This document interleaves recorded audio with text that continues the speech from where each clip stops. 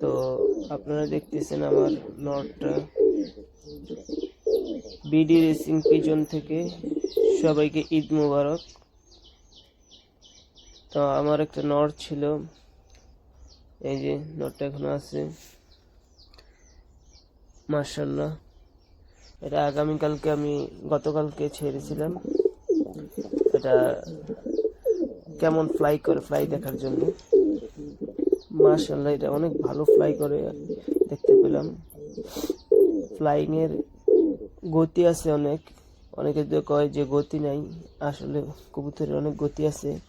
Blood line হলো main, কবুতরের blood line হলো মেইন।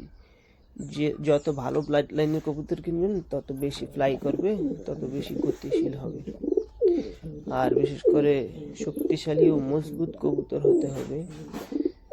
কবুতর যদি শক্তিশালী এবং মজবুত হয় তখন এটা ভালো উঠতে পারে এবং ডাকাডাকি করে।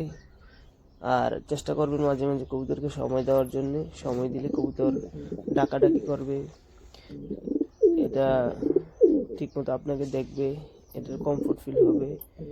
সবসময় ডাকাডাকি যেই কবুতরগুলি করে এগুলি সুস্থ থাকে।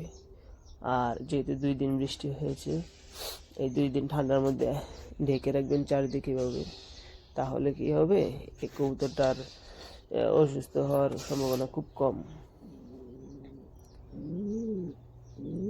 তো এই ছিল আজকের ভিডিও।